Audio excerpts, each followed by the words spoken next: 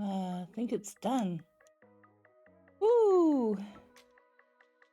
Lola everyone, welcome back to Up North SMP. My name is Alola Hada and this is episode 12 of our Let's Play series here in the village.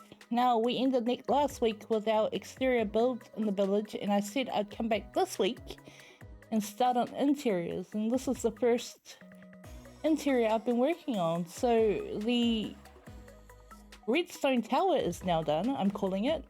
I have 24 glorious clerics in this build. 10 downstairs, 14 upstairs. I have 3 floors in total and all of them pretty much look like this. So we've just got our basic needs on the side here. I come and trade with all 24 villagers and in theory that should give me a full stack of redstone blocks to walk away from after every trading session if and when I need it. So that's amazing. Here's the other dudes on our second floor. Looking good. How's everybody doing? I see you're oxidizing away. I like it, I like it. I've added little glass panes in here because I think they just fill the space without taking too much away from what's going on around them, or adding to it for that matter, because I want what's going on around the edges to be the star of the show. And as you can see, I've got prismarine bricks. Now where did I acquire these, you may ask? And I'll show you in a little bit, but right now let's carry on with this interior because there's one more floor. Up the stairs we go again. It's just my little sleeping area if and when I need it. Because let's face it, mods come out and I'm going to the highest point because I can fly through the tower. Thanks to this beauty archway. I haven't put really anything in here. I don't want it to be cluttered up. I just want it to be like a glide by space if and when I need it. But that's the tower build, guys. Now let me show you what is happening down on the street, shall we? For the next interior. I tell you guys, I've been working on these interiors because I want this village to look like a village, but also have a redstone component to each part. Anyway, I put trapdoors here instead of a proper door because I don't want zombies coming through and infecting the villagers. Not yet, anyway. And here's our second build. It now has a set of windows on it. I'm not sure if I want to put windows on the tower, but I'll come back to that later if and when needed. Exterior wise, I've just put a little stall out the front. I think it's cool because I want this whole like front end area to have stuff, I don't know what, but stuff around it, and I thought this was a good one to start off with. Here you'll see I've been oxidizing the different copper blocks because it's an achievement and my daughter's been wanting to complete achievements, so I set that up for her. Inside the next interior though, we have some autocrafters going on. So this one is set up for repeaters, I believe, and this one comparators, or vice versa, I'm not sure. But I wanted to have these in the same building because both need redstone torches in order to be manufactured, basically. And upstairs here, boom, boom, boom, we have a redstone torch autocrafter going on. I have got a bamboo farm for the sticks if and when I need them, so that's cool. I'm just going to manually put the sticks in and redstone in, and even though I could just craft them without even putting it through, I just think having a system set up is super cool. And then if I want bulk, I can just take them all downstairs to repeaters and comparators and get it all done that way as well. Put them all into their associated chests and just get bulk rather than having to craft individual pieces and take up more of my inventory space that I don't want to. So that's this build done interior wise. More compact like everything I do. And it suits the redstone component functionality. So you know what I mean? I'm getting there. It's a store that serves a purpose, but also has aesthetics to it. I love things like that, right? And then, the third interior. Oh, you'll see as well. I've added a tower, and I've put in our drunken friend Baloo outside here to wallow in his sobriety. But meanwhile, let's go and check out. I've headed it to a tavern field, right? And here she is. Oh, we have a bartender, by the way. I put him up slightly higher, and I love it.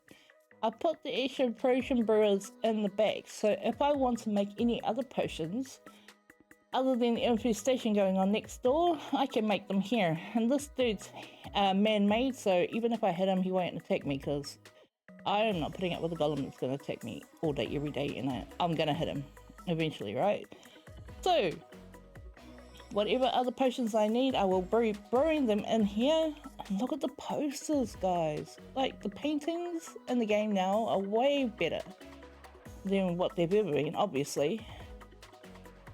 But now, she suits the whole interior. I didn't plan this, it just happened to be one of the paintings. I didn't know that was a thing even, that painting. But I wanted to add colour into the space because it's all white walls. So I put the blue terracotta wall, thought it felt a bit empty, but I liked the colour, just a splash of colour, right? In the back end. And then I put the painting and found this one and I'm like, yo, that just feels like what it should be. Like it was meant to be. But anyway, I've made a little mezzanine up the top there, which we'll go and see in a sec. But if we come around the corner here, boom, boom, boom, the redstone components. This one is set up for droppers. This one is set up for dispensers. So again, if I just want to come and take bulk, I can do so.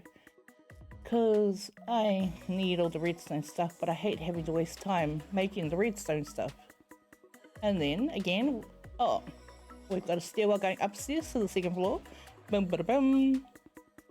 And it leads to the seating inside the tavern. Just some crates in the back there. Look down from the mezzanine to see the bar, or who's at the bar, at that. And that's all I wanted in here. Aesthetically, that's where I refill the droppers, cobble and all that kind of stuff. Again, I'm just going to manually do it because I don't need to automate that. I've done cobblestone generators a lot now.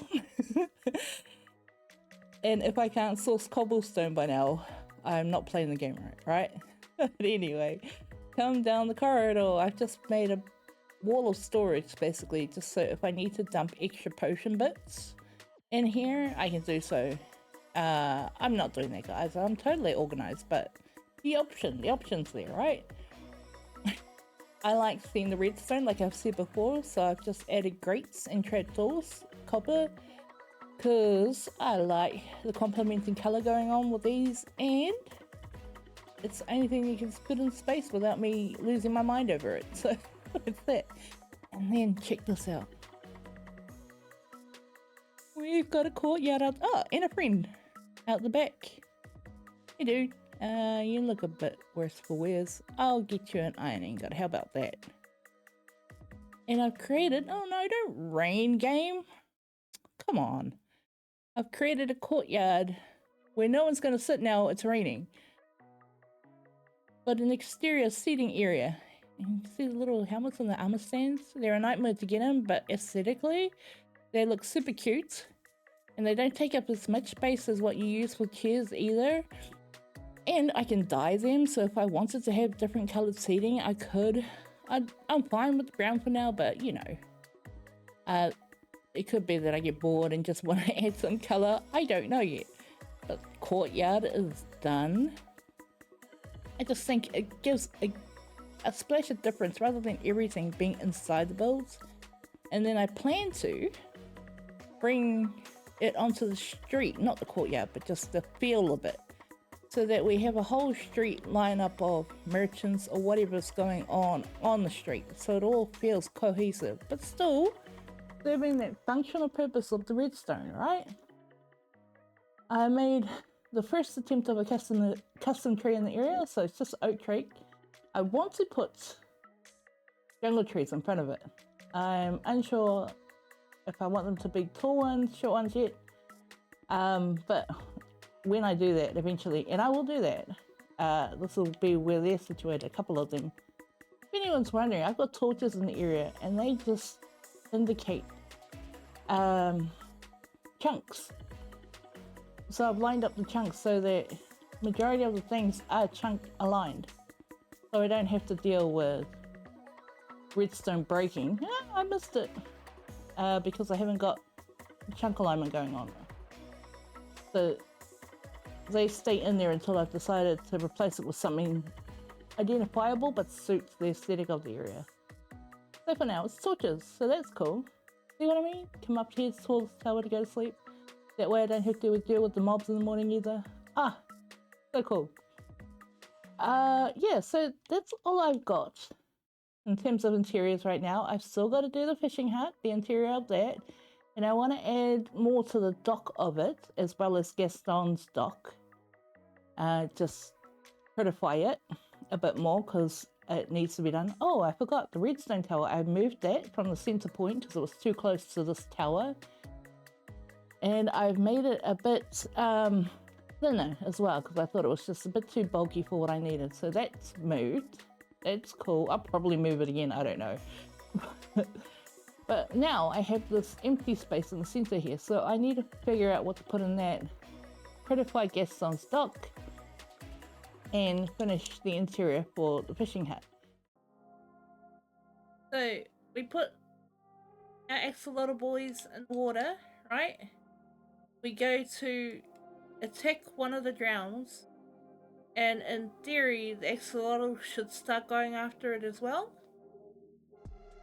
We can damage the drown, but we have to let the axolotl finish it off, I believe. You understand? To try and do as much damage to the drown without killing it. So what we want to do is, if we see our axolotls taking any damage, we quickly give it a fish just to top it up. We don't want them to die, right? So I just take a couple buckets, it'll be fine. Okay, I got 2 axolotls and 2 fish. Alright, I'm gonna just try and go for it. Alright. Axolotl's out. See how they're damaging it? Just gonna try and do 1 hit of damage to the... Oh, they're getting stunned by the ground dude. Yeah, nice, babe. Yeah! Yeah.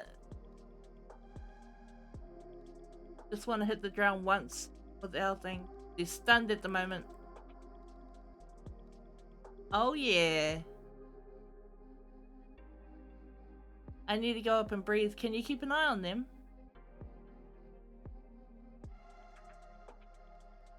Got 1 bubble left.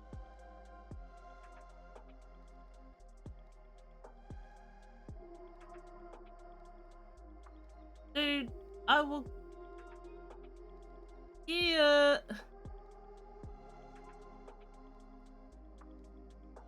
So in theory, should be it.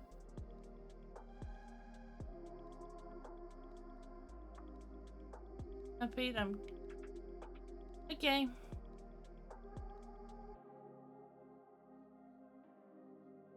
Alright, I feed my fish. Yeah, good job, boys. Surely that's it. Don't you hurt them.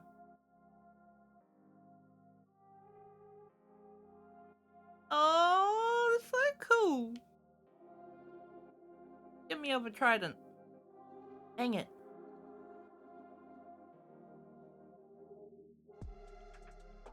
Mission accomplished. 107. Go. Completed. Team up with an axolotl and win a fight. Yeah, boy. Well done us. We finally got an achievement, babe. I wanted to show you where I got the prismarine from because this was quite a job.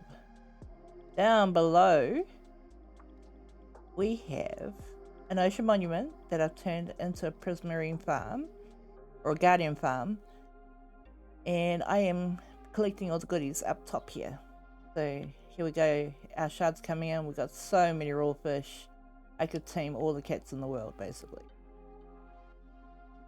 It's a Silentwisperer build. I'll leave the link in the description as per usual because he is the GOAT on Bedrock. And over there is our gold farm that we saw last week, and that's all me. Still just got the one slice going. I'm thinking about turning this into my industrial area, but I'm not quite sure at the moment because I could end up turning it into like a bigger something. I just don't know. Not like there's a rush for it either. But as you can see, there's scaffolding going up the top here, and it leads to a mob farm, and this is where I'm getting my gunpowder for TNT, for rockets, anything that I need the gunpowder for, right? But I'm actually thinking about tearing it down now that I've built it up, and it takes hours, right, of just building these things up. But I have also made a gas farm in the nether, which I'll probably show next week. It's not quite completely finished yet, but it's just a way simpler build. I get gas tiers, so I'll have infinite stock for happy gas and gunpowder for days, so I don't really need the rest of the mob goods. I get them from everywhere now, so I don't really need that anymore, but it's not like it's harming anything either, so I can just leave it be as well. But yeah, I just wanted to show you the prismering area because it took so many hours, so I might as well show what I've got, right? Now let's head back to the village where I want to show you the last piece of what I've been building in the area with our terraining. Okay guys, back here at the starter base, I have just finished decorating the interior of the fishing hut. So shall we take a look? I built the entrance. Open the door, we have some knickknacks and paddywhacks along the wall, and I put a little crane on the outside to give the illusion of any goods coming up can be received to either floor, this floor or the top floor. I've left this one open because why not? I think the open entrance is kind of unique, cool. Fishing hut, it's what you expect, right? And then we come upstairs. Obviously we've got a little bed nook, more trinkets around the corners, different tropical fish I've been catching at the area. And this one I've closed off because I thought just peering into the water from the outside would be the most effective use of the area. So yeah, top floor of our fishing hut is done. And then I've added a little extension onto our dock. Oh yeah, our smoker wall, because I thought why not. Here's the dock you saw from last week's build. I'm going to go over there so you can see a bigger view of it. But I've just expanded the dock a little, put a little boat that's no longer being used up, planted some goods underneath it. But if we go around here, just want to show you what's been going on around the fishing hut landscape wise. Scaffold.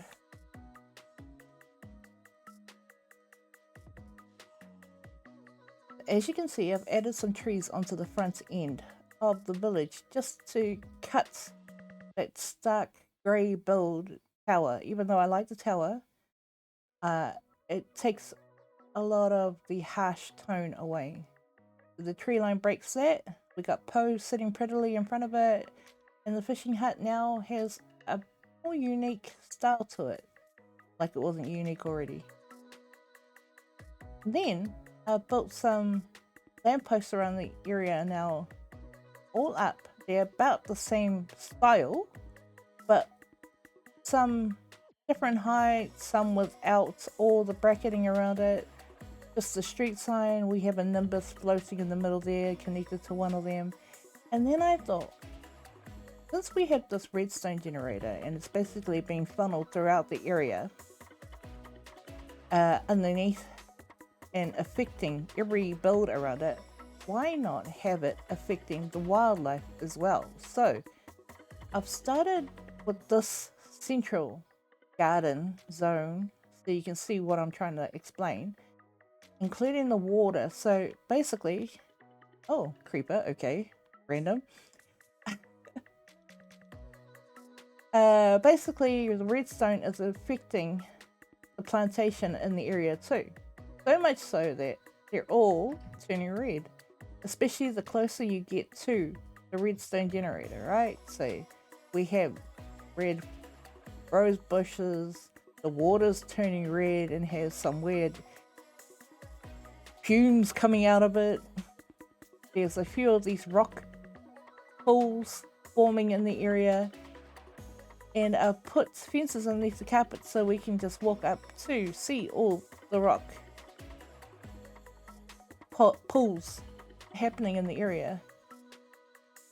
And I'm half wondering if I should start affecting the parrot colors in the area too, because I just think the whole thought of it is quite unique and I haven't seen anything like it before. Yeah, sure, you've seen gardens, right, in Minecraft, but just the idea of the red theme specifically affected by this kind of redstone power source happening in the area. So I think that's cool, but you guys obviously have to let me know what you think. Nimbus, what does it look like from on top of you, buddy? Yeah, there it is.